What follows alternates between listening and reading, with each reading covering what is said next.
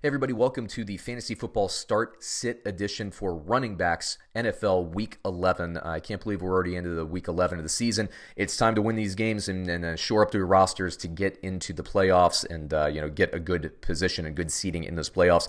As I always say before we start these videos, please like and subscribe. 2 seconds for 2 clicks, everybody. We want to unlock some production features. Need your help to get there. So small deal for you, big deal for us. Please like and subscribe. That really helps us out. But we'll start with Thursday Night Football. James Conner is back. I do think it's going to be a heavy dose of James Conner and Jalen Samuels. I also predict touchdowns. I can't remember if I said that at the beginning of the video. I predict James Conner getting the end zone once, Jalen Samuels no, but I have a feeling that the running game is going to be used more by Pittsburgh than they have traditionally so far this season.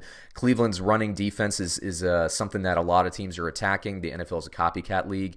While Pittsburgh, I believe, has the 27th ranked rushing offense in terms of total yards accumulated, I think that they'll exceed that ranking this week. I think they'll run a little bit more. So I actually like both running backs. And then also keep in mind, if you're in a PPR league, Mason Rudolph likes to throw to both running backs. For Cleveland, I have Chubb as a start. The big question mark is Kareem Hunt. How much will he be used? We got a little sliver of that last week, used quite a bit as a third down back out of the backfield catching passes. I thought he filled that role quite well. I think that hurts Chubb's value, unfortunately, Chubb owners going forward into the season. But Kareem Hunt, I think, is a viable play, especially in PPR leagues. I don't have Kareem Hunt getting in the end zone.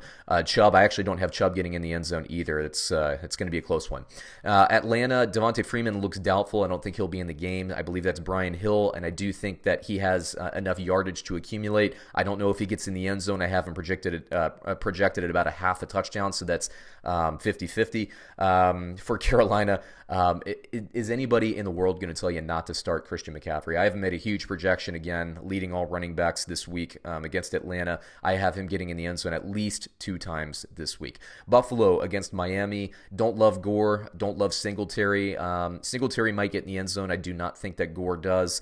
For Miami, I don't like Kalen Ballage, although if you're looking for volume and you're desperate at running back, he's one of my favorite running backs that's actually out there on the waiver wire to be picked up this week, but I don't have him getting in the end zone. Dallas versus Detroit, I do think Ezekiel Elliott rebounds. I think he gets in the end zone 1.5 times, so that's 1 or 2 touchdowns depending. Detroit, I don't like J.D. McKissick. Ty Johnson, don't really like him either. McKissick is actually a fringe start for a bottom flex, but I don't think he gets in the end zone. I think it's all about yardage and catches for him this week. Denver versus Minnesota. Denver's running backs scare me a little bit with the change at quarterback. I actually don't have Phillip Lindsay or Royce Freeman getting in the end zone this week against Minnesota. For Minnesota, Dalvin Cook's a start for me every week. Top 5 running back for sure in terms of analytics. I think he definitely gets in the end zone once. If Thielen doesn't play, I think you can probably look towards 2 touchdowns for Mr. Dalvin Cook this week. Houston versus Baltimore. This particular week, I don't like Carlos Hyde or Duke Johnson. If I'm going to pick one, I would say Duke Johnson could get in the end zone on a screen pass. I don't think Hyde gets in the end zone. For Baltimore, Mark Ingram, I do think he gets in the end zone this week for Baltimore, but I don't like Gus Edwards. Let's see, Jacksonville versus Indianapolis. I like Leonard Fournette. We'll see what the Foles effect is. Nick Foles starting at quarterback is on this offense. I think Fournette gets in the end zone once. I think you're safe there. Marlon Mack, we'll see. I think Brissett being back in the lineup will help him a little bit. I do not have him projected to get in the end zone, but I do like him as a running back, so I would start him. I think he's worthwhile there.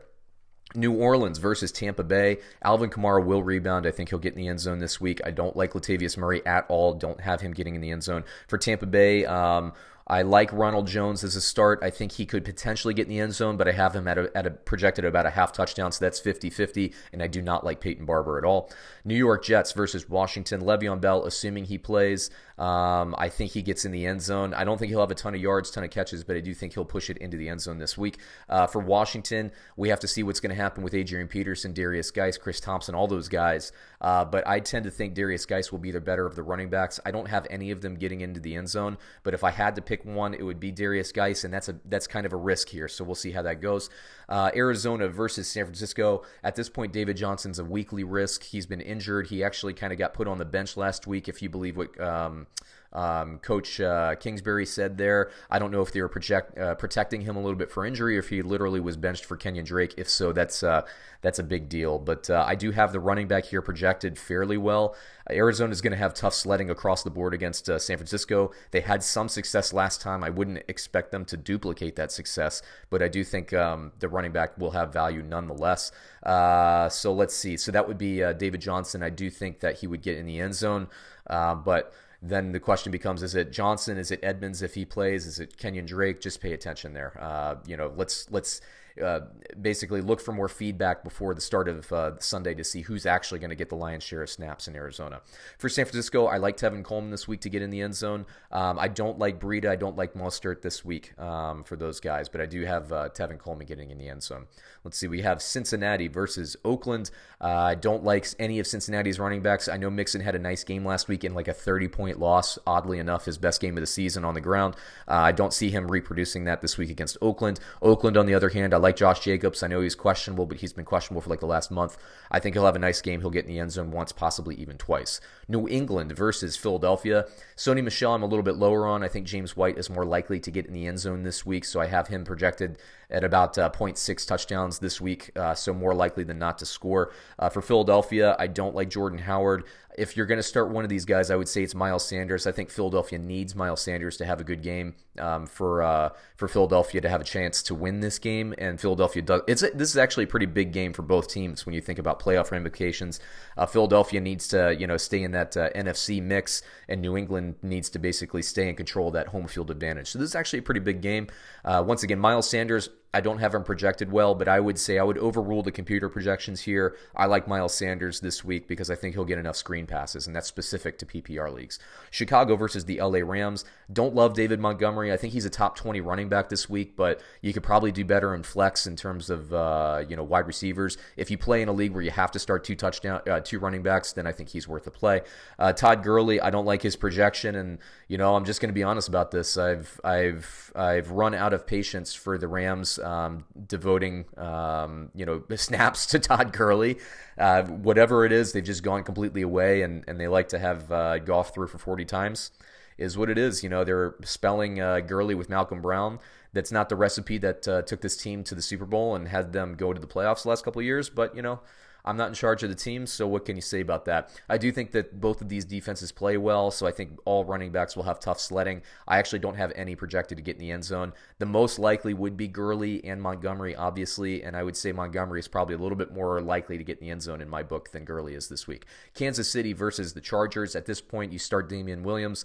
I do have him at about a 0.75 projection, so more likely than not to get in the end zone.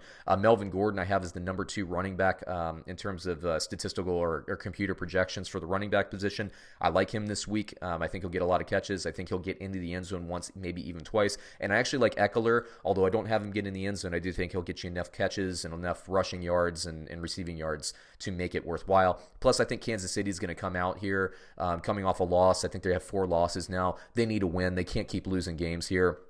It's go time for Kansas City. I do think that this offense will have a nice game on the road against the Chargers. And when that happens, obviously the Chargers are going to have to pass more. That helps Gordon and that helps Eckler in the passing game. So there you go. That takes me through the running backs. I do every position group, at least for the offensive skill position. So quarterback, running back, wide receiver, and tight end. Please check those out. And we will be back next week. So catch us on another episode then. Thanks, everyone.